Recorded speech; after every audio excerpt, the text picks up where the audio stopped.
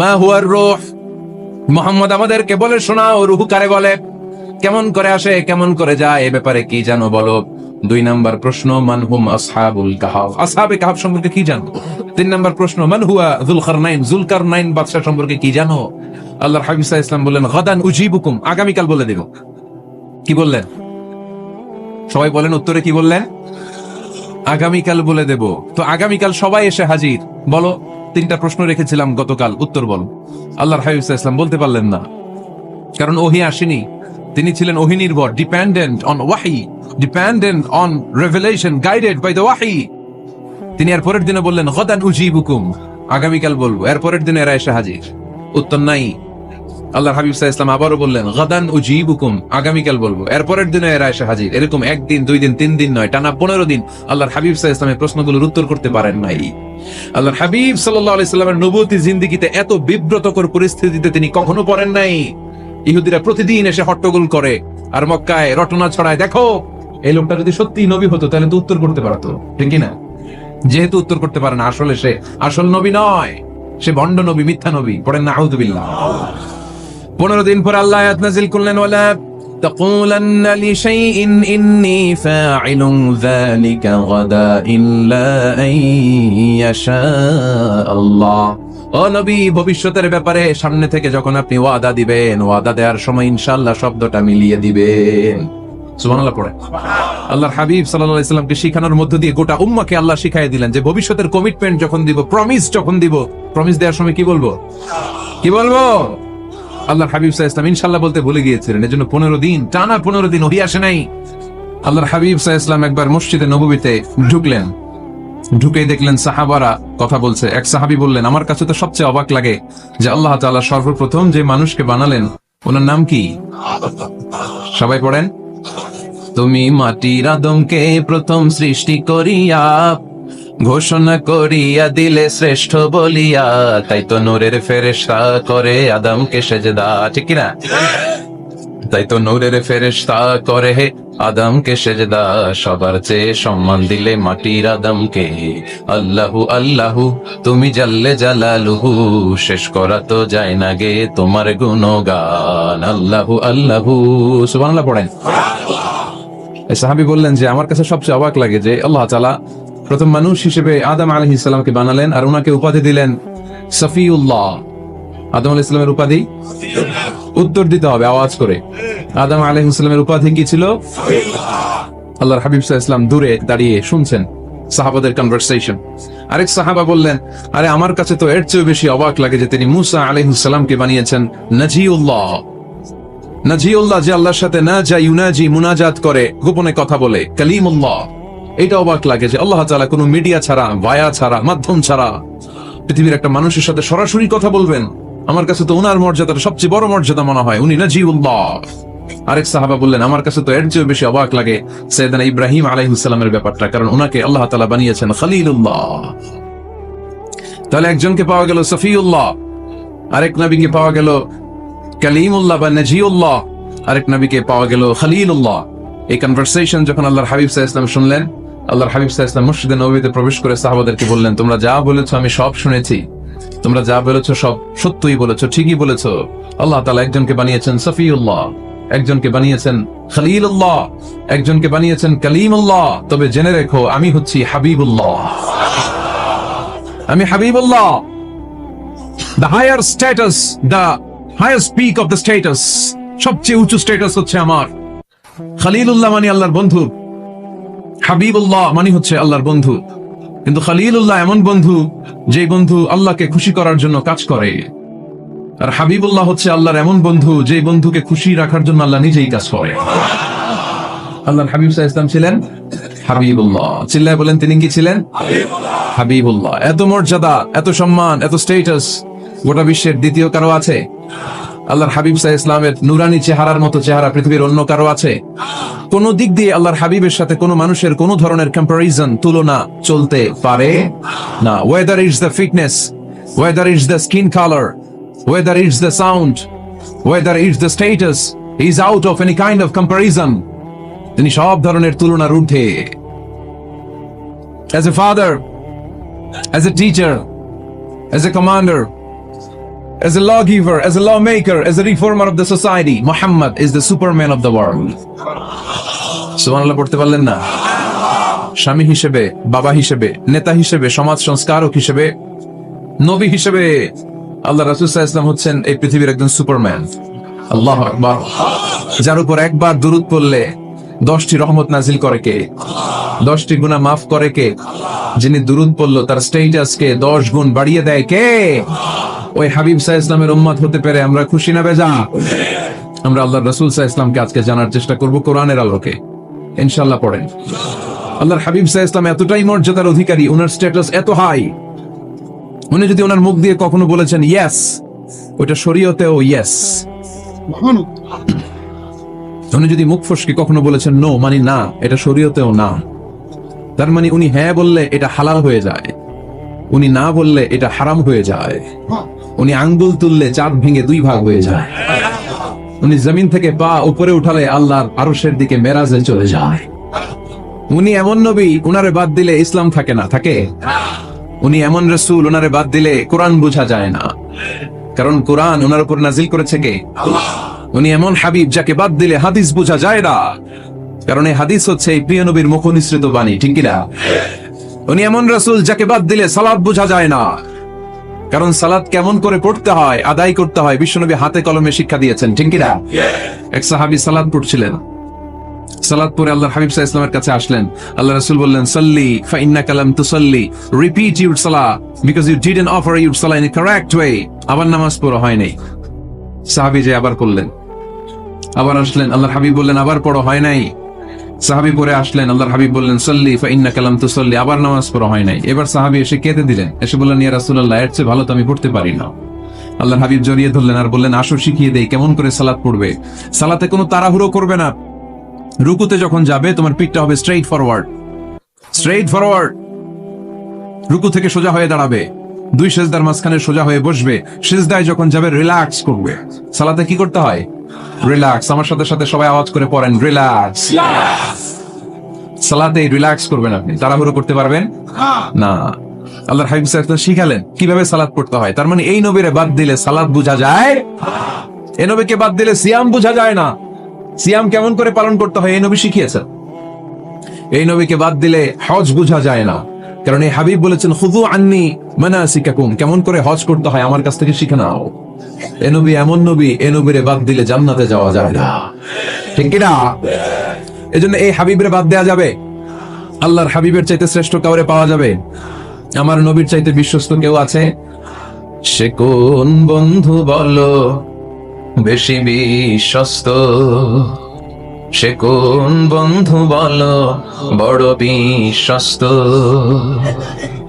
কার কাছে মন খুলে দেয়া যায়, কার কাছে প্রাণ খুলে দেয়া যায়, হওয়া যায় অতি আশ্বস্ত, তার নাম আহমদ বড় বিশ্বস্ত। সুবহানাল্লাহ। ওনার চাইতে বিশ্বস্ত গোটা দুনিয়ায় দ্বিতীয় কাউকে খুঁজে পাওয়া যাবে? এজন্য উনি যা নিয়ে এসেছেন ওইটাই আমাদেরকে ধরতে হবে, because he is our model. তিনি আমাদের সেলিব্রিটি, তিনি আমাদের মডেল। তিনি যেমন যেমন করেছেন তেমন তেমন করলে লাভ না লস? আওয়াজ করে বলতে হবে লাভ না লস। এজন্য আল্লাহর হাবিব সাল্লাল্লাহু আলাইহি ওয়াসাল্লামের আদর্শই আমাদের আদর্শ, ঠিক কি না? ওমা আতাকুমুর রাসূলু ফাখুযুহু ওমা নাহাকুম আনহু ফান্তাহু। Whatever he brings to it, take it. Whatever he forbids, abstain from it. তিনি যা নিয়ে এসেছেন ধরো, তিনি যা নিষেধ করেছেন ছাড়ো। করা যাবে? আমি প্রশ্ন করি উত্তর দেন। তিনি যা নিয়ে এসেছেন ধরো। আওয়াজ করে বলবেন তিনি যা নিয়ে এসেছেন, তিনি যা নিষেধ করেছেন এতেই কল্যাণ, দুনিয়াতেও কল্যাণ, আখিরাতেও কল্যাণ, ঠিক কি না? যা নিয়ে এসেছেন এতে বারাকা, যা নিয়ে এসেছেন এতে কল্যাণ, যা নিয়ে এসেছেন এতে রাহমা। যেটাই নিষেধ করেছেন ওটার মধ্যে গজব, ঠিক কি না? যেটাই নিষেধ করেছেন ওটার মধ্যে ক্ষতি, যা তিনি বারণ করেছেন ওইটাতে লস। আমরা লসের খাতায় নাম তুলতে চাই না। এজন্য আল্লাহর হাবিব সাল্লাল্লাহু আলাইহি ওয়াসাল্লাম যা নিয়ে এসেছেন আমরা সেটাই ধরবো, যা থেকে তিনি বারণ করেছেন ওটা ছাড়বো। তাদের মডেল হচ্ছে নবীরা, ঠিক কিনা? নায়ক নায়িকা, গায়ক গায়িকা, ক্রিকেটার, বিজনেস ম্যাগনেট, এরা আমাদের মডেল নয়। আমাদের মডেল হচ্ছে বিশ্বনবী মুহাম্মদ সাল্লাল্লাহু আলাইহি ওয়াসাল্লাম। ইউরোপে বর্তমানে এই নামটা সবচেয়ে বেশি জনপ্রিয়, MUHAMMAD। সুবহানাল্লাহ পড়বেন না?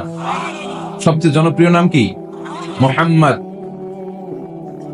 কারণ ইউরোপের ইয়াং সোসাইটি, মুসলিম ইয়াং সোসাইটির ছেলেরা এমন ভাবে তারা দাওয়াতি কাজ করতে শুরু করেছে, বিষ্ণু ঈসা ইসলামের নামটা গোটা ইউরোপ জুড়ে ছড়িয়ে পড়েছে। কিছু ছেলে ক্লিনলিনেস অ্যাওয়ারনেস ক্যাম্পেইন করেছে, পরিচ্ছন্নতা অভিযান, যেখানেই ময়লা ক্লিন করে, কিন্তু কোনো কথা বলে না। প্রত্যেক একটা টি শার্ট গায়ে দেয়, একটা গেঞ্জি পরে, ওই টি শার্টের পেছনে লেখা থাকে MUHAMMAD, মানে কি? মুহাম্মদ। যারাই তাদের কার্যক্রম দেখে, তারা দেখে তাদের গেঞ্জির পিছনে লেখা MUHAMMAD। কি চমৎকার আইডিয়া! ইউরোপিয়ান লোকদের মাথায় চিন্তা, কারা এরা, এত ভদ্র কেন, কেন এত পরিচ্ছন্নতার অভিযান করে, আর তাদের গেঞ্জির পিছনে এই শব্দটা লেখা কেন, MUHAMMAD? Who is this? Who is this personality? We don't know anything about him. আমরা তো কিছু জানি না ওনার ব্যাপারে। দেন দে সার্চ ইন গুগল। তারা গুগল করে, ইন্টারনেটে সার্চ দেয় মোহাম্মদ লিখে, ইন্টারনেট তাদেরকে মুহাম্মদ সাল্লাল্লাহু আলাইহি ওয়াসাল্লামের জীবনী দিয়ে দেয়। তারা মনের অজান্তেই বিশ্বনবীর জীবনী জেনে বিশ্বনবীর আশেক হয়ে যায়, বিশ্বনবীর প্রেমে পাগল হয়ে যায়। যাদের নসিব ভালো, অনেকে কালিমা পড়ে মুসলমান হয়ে যায়। এজন্য বিশ্বনবী সাল্লাল্লাহু আলাইহি ওয়াসাল্লাম তিনি হচ্ছেন আমাদের মডেল, ঠিক কিনা? তিনি যা এনেছেন সেটা আমরা ধরবো, তিনি যা নিষেধ করেছেন সেটা আমরা ছাড়বো। আমরা যদি আল্লাহর ভালোবাসা পেতে চাই, বিশ্বনবী সাল্লাল্লাহু আলাইহি ওয়াসাল্লামের আনুগত্যের দরকার আছে না নাই? এজন্য আল্লাহ বললেন, কুল ইন কুনতুম তুহিব্বুনাল্লাহা ফাত্তাবিউনি ইউহিব্বুকুমুল্লাহ ওয়া ইয়াগফির লাকুম যুনুবাকুম ওয়াল্লাহু গফুরুর রহিম। আল্লাহকে যে পাইতে চায়, হযরত কে ভালোবেসে, আরশ কুরসি লৌহ কালাম না চাইতে পেয়েছে সে।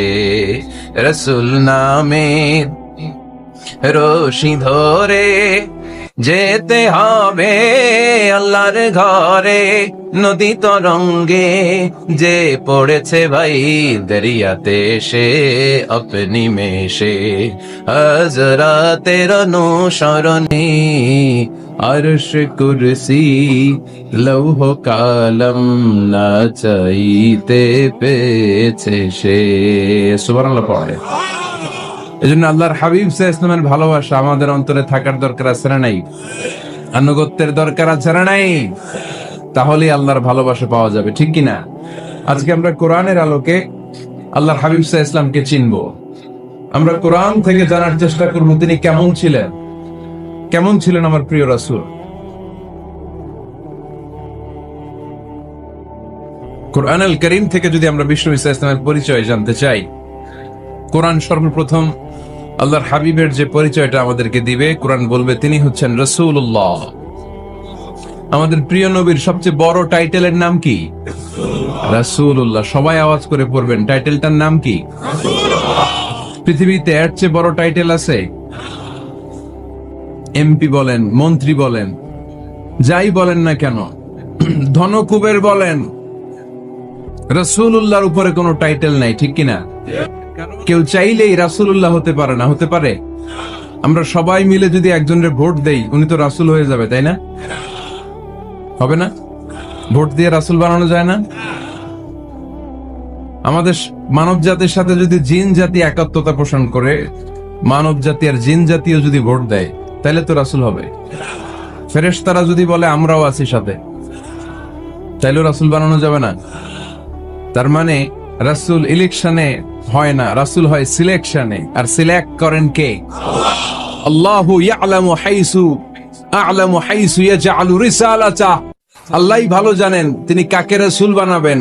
এজন্য চাইলেই রাসূল হওয়া যায় না, ভোট দিয়ে রাসূল বানানো যায় না। রাসূল সিলেক্ট করেন একজন, চিল্লায় বলেন তিনি কে?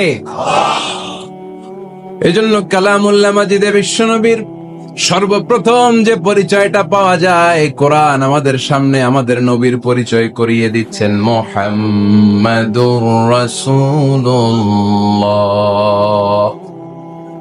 والذين معه أشداء على الكفار رحماء بينهم কোরআন সর্বপ্রথম বিশ্বনবীর পরিচয় আমাদের সামনে তুলে ধরলেন আর বলল, কোরআন আমাদেরকে জানিয়ে দিল আমাদের প্রিয় নবীর প্রথম টাইটেল হলো তিনি হলেন রাসূলুল্লাহ সাল্লাল্লাহু আলাইহি ওয়াসাল্লাম। তাহলে আল্লাহর হাবিব সাল্লাল্লাহু আলাইহি ওয়াসাল্লামের প্রথম পরিচয় রাসূলুল্লাহ। আওয়াজ করে বলেন তো প্রথম পরিচয় কি? রাসূলুল্লাহ। তিনি আল্লাহর বার্তাবাহক, আল্লাহ তাআলার পক্ষ থেকে বাণীবাহকের কাজ তিনি করেন। কিন্তু আমার নবী এতটাই বিনয়ী ছিলেন, এতটাই হাম্বল ছিলেন, আউট অফ হাম্বলনেস তিনি নিজেকে রাসূল বলে পরিচয় করে দেওয়ার আগে তিনি নিজেকে আল্লাহর দাস বা গোলাম বলে পরিচয় দিতেন। পড়েন সুবহানাল্লাহ। বিনয়ের কারণে তিনি বলতেন, ইন্নী আব্দুল্লাহি ওয়া রাসূলুহু, নিশ্চয় আমি আল্লাহর দাস, নিশ্চয় আমি আল্লাহর গোলাম, তারপর আমি আল্লাহর রাসূল। আল্লাহর হাবিব যখন আল্লাহর কাছে দোয়া করতেন, আল্লাহর হাবিব বলতেন, আল্লাহুম্মা ইন্নী আবদুক ওয়া ইবনু আবদিক ওয়া ইবনু আমাতিক নাসিয়াতি বিয়াদিক। আল্লাহর হাবিব বলতেন, আল্লাহ আমি আপনার গোলাম, শুধু আমি আপনার গোলাম নই, আমি গোলামের ঘরের গোলাম। আল্লাহু আকবার। আমার বাবা আব্দুল্লাহ আপনার গোলাম, আমার দাদা আব্দুল মুত্তালিব আপনার গোলাম, আমার দাদার বাবা তিনিও আপনার গোলাম, আমার মা হলো আপনার বান্দি। সুবহানাল্লাহ পড়েন। তাহলে তিনি রাসূল হওয়ার পরেও তিনি নিজেকে গোলাম বলে পরিচয় দিতেন, দাস বলে পরিচয় দিতেন। আমরাও যখন সালাতে তাশাহুদে পড়ি, আশহাদু আল্লা ইলাহা ইল্লাল্লাহ ওয়া আশহাদু আন্না মুহাম্মাদান আবদুহু ওয়া রাসূলুহু, তিনি আল্লাহর আবদ, তিনি আল্লাহর দাস, তারপরে তিনি আল্লাহর রাসূল। বিনয়ের কারণে আল্লাহর হাবিব সাল্লাল্লাহু আলাইহি ওয়াসাল্লাম পরে রাসূল হিসেবে পরিচয়টা পেশ করতেন। আগে বলতেন আমি আল্লাহর গোলাম, আমি আল্লাহ। তিনি দোয়া করতেন, আল্লাহ আমি আপনার গোলাম, গোলামের ঘরের গোলাম, বান্দির ঘরের গোলাম। আল্লাহ আমার মাথার চুলের ঝুঁটি আপনার হাতের মুঠোয়, আপনি যেদিকে টান দিবেন আমি ওদিকে যেতে বাধ্য। আপনি ডানে টানলে আমি ডানে যাই, আপনি বায়ে টানলে আমি বায়ে যাই, যেখানে নিবেন আমি ওখানেই যেতে বাধ্য। ঠিক কি না? আউট অফ হাম্বলনেস, বিনয়ের কারণে। কি বিনয়ী ছিলেন বিষ্ণু ঈসা ইসলাম। তিনি আল্লাহর রাসূল, তারপরেও তিনি পরিচয় দিতেন, আল্লাহ আমি আপনার গোলাম। আওয়াজ করে পড়েন সুবহানাল্লাহ। তাহলে প্রথম যে পরিচয় কোরআন আমাদেরকে দিল সেটা হচ্ছে আমাদের প্রিয় নবী ছিলেন রাসূলুল্লাহ। আওয়াজ করে বলেন পরিচয়টা কি? এর চেয়ে বড় পরিচয় হতে পারে? হতে পারে? দ্বিতীয় পর্যায়ে কোরআন আমাদেরকে জানাচ্ছে যে তিনি শুধু রাসূলুল্লাহই নয়, তিনি শুধু আল্লাহর রাসূলই নন, তিনি হচ্ছেন শেষ রাসূল, তিনি হচ্ছেন শেষ নবী, তিনি খাতামুন নবিয়্যিন। ওনার পরে আর কোন নবী আসবে? চিল্লায় বলেন। এই হায়দারগঞ্জের একজন যদি ঘোষণা দেয় আমি নবী, কি করবেন? ওই একজনকে মায়ের কারে কয়, হ্যাঁ কি করবেন আপনারা? কি করবা? মায়ের আইজো মায়ের কাইলো মায়ের, মায়ের উপরে ওষুধ নাই। ঠিক কিনা? আল্লাহর হাবিব সাল্লাল্লাহু আলাইহি ওয়াসাল্লাম তিনি ছিলেন শেষ রাসূল। সাইয়েদনা আদম আলাইহিস সালাম থেকে শুরু করে ঈসা আলাইহিস সালাম পর্যন্ত এই যে নবী আসার যে চেইন, এই ধারাবাহিকতা, বিশ্ব নবীকে এই দুনিয়াতে পাঠিয়ে ওই চেইনকে আল্লাহ পরিপূর্ণ করে দিলেন। চিল্লায় পড়েন আল্লাহু আকবার। এজন্য কোরআন আমাদেরকে বলে, মা কানা মুহাম্মাদুন আবা আহাদিম মির রিজালিকুম ওয়ালাকিন রাসূলুল্লাহি ওয়া খাতামান নাবিয়্যিন। মুহাম্মদ তোমাদের কোন ছেলেদের পিতা নয়, পুরুষের পিতা নন, তিনি হলেন আল্লাহর রাসূল, তিনি হলেন শেষ নবী, তারপরে কোন নবী হবে না। ঠিক কি না? এজন্য আল্লাহর হাবিব বলতেন, লা নাবিয়্যা বা'দি, আমার পরে কোন নবী নাই, ওয়ালা রাসূলা, আমার পরে কোন রাসূলও নাই। তবে লাউ কানা বা'দি নাবিয়্যুন লাকানা উমর, তবে আমার পরে যদি নবী হওয়ার যোগ্যতা কারো মধ্যে থাকে, আমার কলিজার টুকরা সাহাবা ওমরের সেই যোগ্যতা আছে। প্রভু তুমি বলেছো রাসূল দেবে না, বলনি দেবে না ওমর, বলনি দেবে না হামজা তারি, খালিদ বিজয় সমর।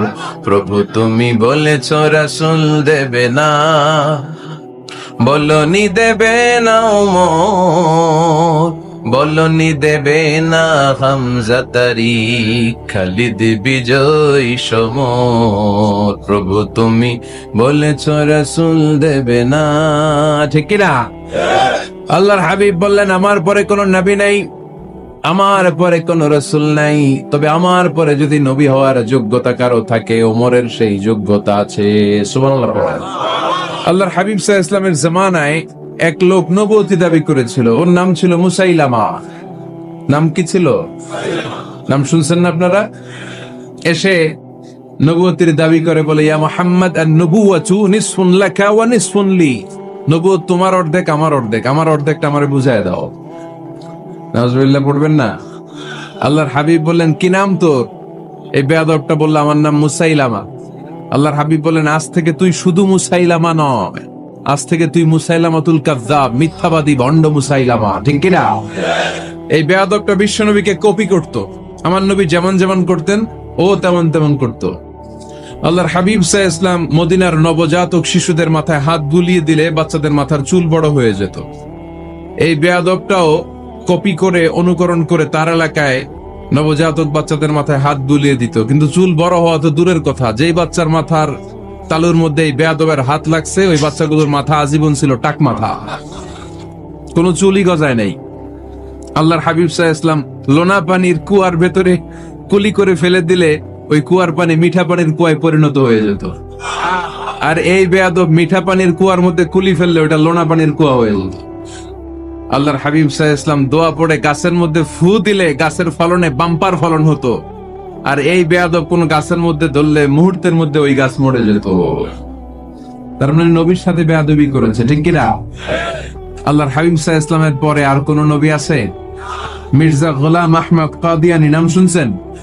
শোনেন নাই? কে কে হাত তোলেন তো। সবাই শুনছেন? এই বেয়াদবটাও কাদিয়ান এলাকার লোক, সেও নবুয়তির দাবি করেছিল, কিন্তু তার পরিণাম ভালো হয় নাই, ঠিক কিনা? নবীরা পবিত্র, নবীরা যেই জায়গাটায় মারা যায় ওই জায়গাটাও পবিত্র, কিন্তু এই বেয়াদবটা মারা গেছে টয়লেটের ভেতরে, টয়লেটের টাঙ্কি ভেঙে পায়খানার গোডাউনের ভেতরে পড়ছে। পায়খানা খাইতে খাইতে ব্যর্থ হয়ে গেছে এত বড়, মেথর এনে শিকল দিয়ে বেঁধে টেনে হিচড়ে একে উপরে উঠানো লাগছে। এগুলো প্রমাণ করে আল্লাহর হাবিব সাল্লাল্লাহু আলাইহি ওয়াসাল্লামের পরে কেউ যদি নবুয়তির দাবি করে তার পরিণাম ভালো হয় না। চিল্লায় বলেন ঠিক কিনা? এজন্য সহিহ মুসলিমের বর্ণনা, আল্লাহর নবী বললেন, মাসালি ওয়া মাসালুল আমবিয়াই মিন ক্বাবলি কামাসালি রাজুলিন বানা বাইতান। আমার দৃষ্টান্ত আর আমার আগের নবীদের দৃষ্টান্ত ওই ব্যক্তির মতো যেই ব্যক্তি একটা ঘর বানিয়েছে। কি বানিয়েছে? খেয়াল করে শুনবেন, আল্লাহর হাবিব বললেন, আমার দৃষ্টান্ত আর আগের সব নবীদের দৃষ্টান্ত হচ্ছে ওই ব্যক্তির মতো যে ব্যক্তি একটা ঘর বানিয়েছে, যে ঘরটা অনেক সুন্দর করে সে ডিজাইন করেছে। ঘরের ডানে বায়ে উপরে নিচে সামনে পেছনে এত সুন্দর ডিজাইন, নিখুঁত, খুব ধরার মতো কোনো জায়গা নাই। লোকজন এসে যারাই ঘরটা দেখে সবাই বলে বাহ বাহ। কি বলে? এত সুন্দর ঘর আমরা দেখি নাই। তবে একটা জায়গায় একটা ভুল ছিল, একটা জায়গায় একটা খুঁত ছিল। ঘরের একটা ওয়ালে ইটের গাঁথুনির জায়গাটাতে এক জায়গায় একটা ইটা কম ছিল। কি কম ছিল? ইটা কম ছিল। সবাই বললো তোমার ঘরটা অনেক সুন্দর, এক জায়গায় একটু সমস্যা, দেয়ালের গাঁথুনিতে একটা ইটা নাই। বিশ্বনবী সাল্লাল্লাহু আলাইহি সাল্লাম বলেন, ফাআনাল লাবিনা ওয়া আনা খাতামুন নাবিয়িন। আমি হচ্ছি সেই ইটা, আমাকে যখন আল্লাহ তাআলা ওই জায়গায় গ্যাপ পূরণের জন্য রেখে দিল, গোটা বিশ্বটা উজালা হয়ে গেল, নবুয়তির মালাটা পরিপূর্ণ হয়ে গেল। ফাআনাল লাবিনা ওয়া আনা খাতামুন নাবিয়িন। আমি হলাম সেই ইটা, আমাকে যখন আল্লাহ তাআলা দুনিয়ায় পাঠালেন, গোটা দুনিয়াটারে আলোকিত করে দিল কে? এরা হতে হেলে দুলে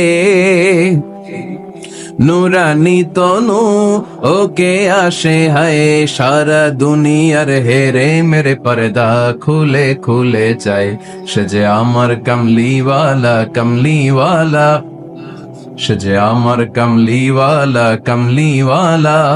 তার ভাবে বিভোল রাঙা পায়ের তলে, পর্বত জঙ্গল টল মল টলে, খুরমা খেজুর বাদাম জাফরানি ফুল ঝরে ঝরে যায়, সে যে আমার কামলিওয়ালা কামলিওয়ালা। সুবহানাল্লাহ পড়েন। এজন্য আল্লাহর হাবিব বলতেন, আমি শেষ নবী, আমি শেষ রাসূল, আমার পরে কোন রাসূল নাই, আমি হলাম খাতামুন নবিয়্যিন। সুবহানাল্লাহ পড়ে।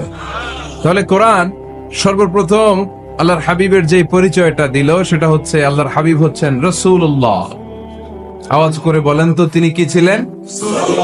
আল্লাহ রাসূল ছিলেন। দ্বিতীয় যে পরিচয়টা কোরআন আমাদেরকে দেয় সেটা হচ্ছে তিনি যেন তেন রাসূল নন, তিনি হচ্ছেন শেষ রাসূল, শেষ নবী, খাতামুন নবিয়্যিন।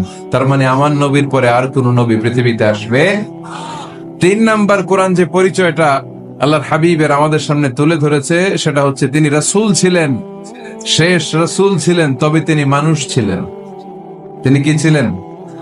আওয়াজ করে বলেন। আমার নবী কি জিন ছিল? ফেরেশতা ছিল না? কি ছিল? আওয়াজ করে বলেন কি ছিল?